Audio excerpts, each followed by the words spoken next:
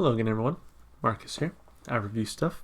Today, I'm reviewing the song Desperadoes Waiting for a Train by Guy Clark. This does come as a request, so as always, if you would like to request something, leave it in the comments. I'll be sure to get to it. So what I've been doing the last couple of weeks, taking every single song that people have requested, putting it in this Google Sheet, and I randomize it 3 times, the randomize button. 3 times, the top result is the next song I listen to. So that's how we got here. Now, I've heard a couple of songs from Guy Clark at this point, and, I gotta say, I've enjoyed what I've heard from him. So, looking forward to this one as well. Without further ado, let's listen. This is Guy Clark. I think I put Desperadoes Waiting for a Train. It might be Desperadoes Waiting for the Train. I'm not too sure, but regardless, we'll give it a listen. Now, I did pick out a live version just because, one, it was the top result on YouTube when I just typed it in, and by a whole lot. I mean, it has like a good 700,000 views to like 20,000 on the next most popular one. So this one is pretty popular. We'll go ahead and give it a listen, give it a watch. And I think this is my first live experience with Guy Clark, so very excited. Let's listen. Yay.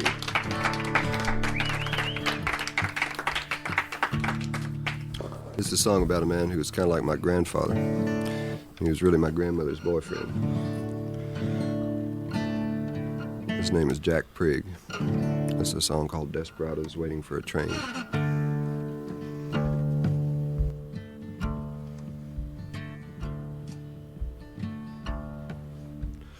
I'd play the Red River Valley, and he'd sit in the kitchen and cry, and run his fingers through 70 years of living, and wonder, Lord, has ever well our drill gone dry.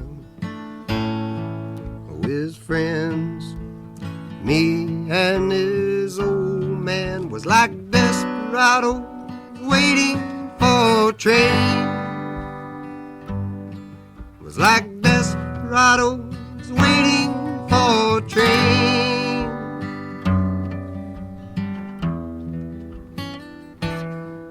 Well, he's a drifter and a driller of oil wells, and an old school man of the world.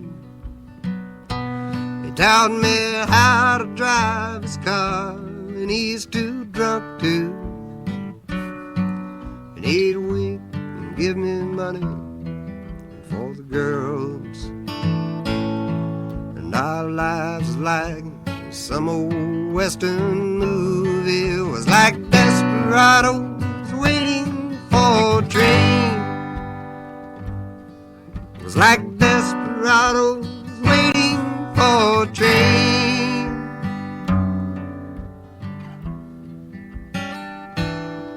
And from the time that I could walk, he'd take me with him to a bar called the Green Frog Cafe. And there was old men with beer guts and dominoes, lying about their lives while they play.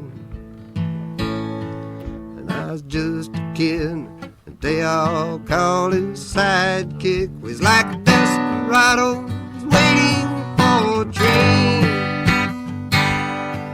Was like desperados waiting for a train.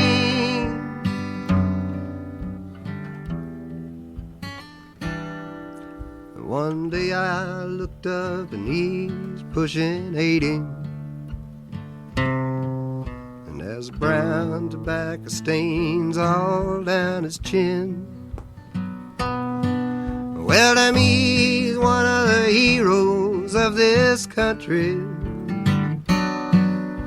So why is he all dressed up like them old men, drinking beer and playing Moon and 42, just like a desperado waiting for a train, like a desperado waiting for a train.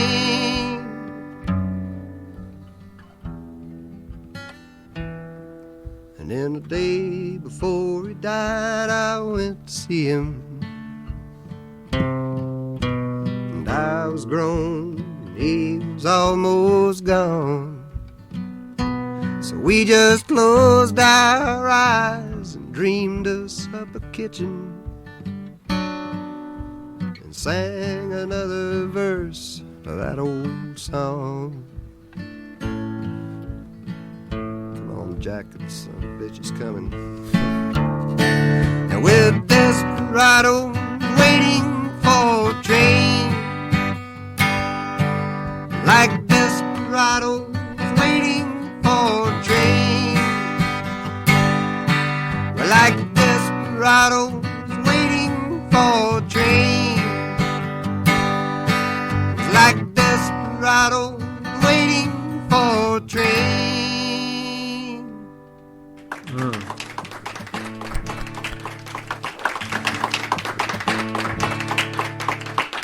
Man, fantastic song. That might be my favorite Guy Clark song so far. And I think, I consider myself very fortunate for picking that live version because, just kind of happened, heat of the moment type of thing.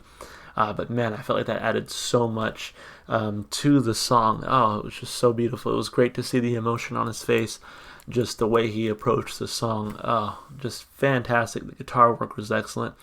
And it was one of those songs where, like, as I was watching him perform, I just lost myself in the lyricism, in the performance. Like, I wasn't even thinking about, like, what I was going to say once the song was over. I was just listening to the song. I thought that was fantastic. So, I got a lot to say about this one. So let's, of course, break the song down like we always do. Let's start with the lyrics. So, he explained it there at the beginning, but let's see. Oh, looks like Genius has some information. It says Guy Clark wrote this song in memory of Jack Prigg, his grandmother's partner, and a man he considered his grandfather.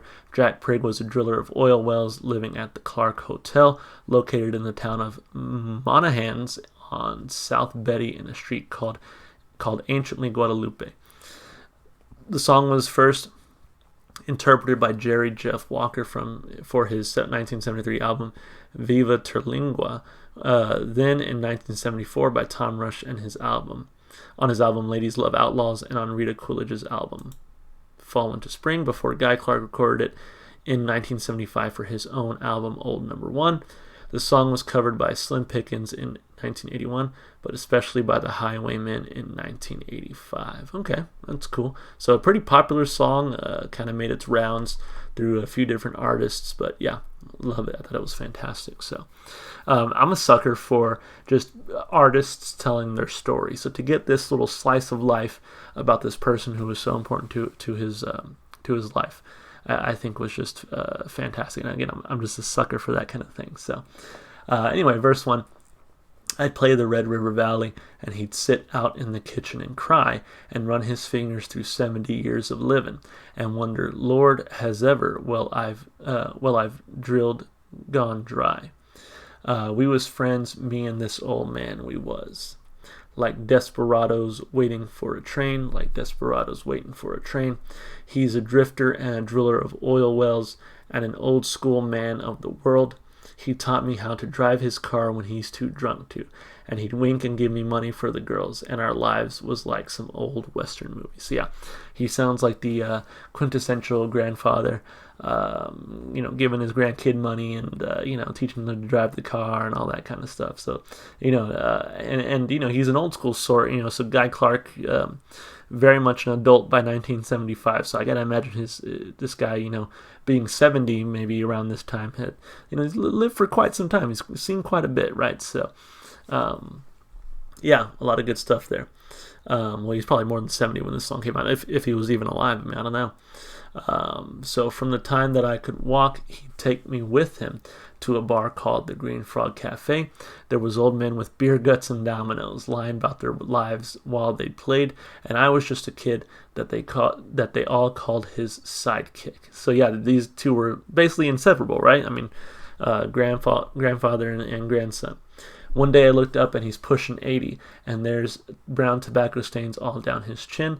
To me, he's one of the heroes of this country, so why is he all dressed up like them old men, drinking beer and playing Moon and 42? So I'd imagine this guy was probably a veteran. I mean, hell, thinking about his age, it doesn't really narrow down which war he could have fought in, but I think so. He sees his, and I wonder maybe he sees his grandfather, I guess, as a hero just because who he is, his grandfather. Not necessarily that maybe he fought in a war. Let's see what Genius has to say about it. Curious. I don't usually click on these annotations, but yeah, all right. It's whatever. Anyway. Like Desperadoes waiting up for a train. A day before he died, I went to see him. I was grown and he was almost gone. So we just closed our eyes and dreamed us up a kitchen and sang another verse to that old song. Come on, Jack, the son of a bitch is coming. Man. So, getting to know this guy at 70, 80, and then, of course, at the time of his passing, just, super heartfelt, from the heart type of thing. For me, this song, honestly, almost brought a tear to my eye. I'm almost 30 now, but literally all four of my grandparents had passed away by the time I was 10. So on my mom's side, both of my grandparents were deceased by the time I was 5. So I never really got to know them or have a relationship with them. I have literally no memories of them at all. As far as my grandparents on my dad's side, they both passed away by the time I was 10. Fortunately, I do have very few memories with them, but they spoke mostly Spanish, almost primarily Spanish, and I don't know any Spanish. So I was thinking about, I was just listening to the song, and I was like, man, I don't have any words from my grandparents. There's nothing that they ever said to me that has stuck with me for my whole life just because of that language barrier. I'm sure they said great things about me all the time. I mean, hopefully, right? But I never knew, I never understood that language. So really the words I remember from them were basically translated to me by my parents. So so this makes me stop and think about how fortunate it must be to get to have that precious time with your grandparents. And I don't remember for my mom's parents, but for my dad's parents, I remember being in the hospital when they passed away, that kind of thing. So, and that was hard. And it was the only time I've ever seen my dad cry. Well, one of the only times I've ever seen my dad cry. Just a tough thing. It's to me, when a song can just bring up all those emotions, bring up all those memories, and just make you think about stuff like that. Oh man, that's what music is for. Again, yes, music is for having fun, being in a good mood, listening to what you enjoy, and just enjoying these soundscapes that the artist provides for you. And that's one part of it, and that's great. And if you listen to that kind of music, great. But to me, such a big part of music is the message, is the life that the artist has lived, and then how their life and how their experiences and how their words, how their music connects to you as an individual, and how you take that and sort of reflect upon your life using their art and their message. So it's two sides of the same coin. And to me, this song is just masterful in that sort of connection, because it's one of those universal things. We all, whether we got the chance to know them or not, have grandparents, and we all think about things like that. It's such a cultural norm that grandparents are the ones who spoil you and whatnot, and it's just it's almost a universal experience, right? So fantastic job by Guy Clark here. I give it 2 big thumbs up, especially for making me feel feelings. Good job, Guy. As far as the instrumentation goes, it was really just him and his guitar out there on stage. I'm curious to hear the official studio version at some point, but man, that was just a fantastic performance. The guitar really sucked me right in with the emotion that I think he portrayed through the guitar. Really just set the tone throughout the song. And then his voice, again, you could just see as he was singing the emotion, the sort of heartfelt nature of his voice, and I think he just did a fantastic job.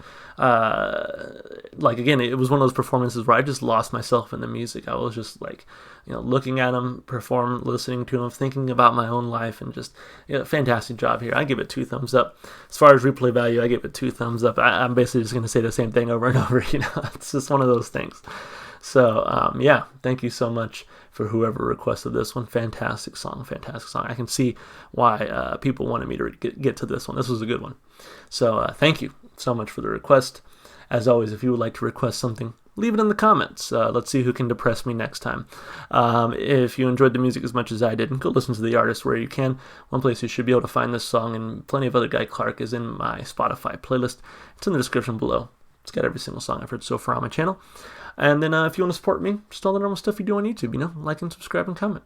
All right, that's it for me. Before I let you go, let's figure out what am I listening to next time. So, Guy Clark, Desperadoes, Waiting for a Train. Thank you so much for your service.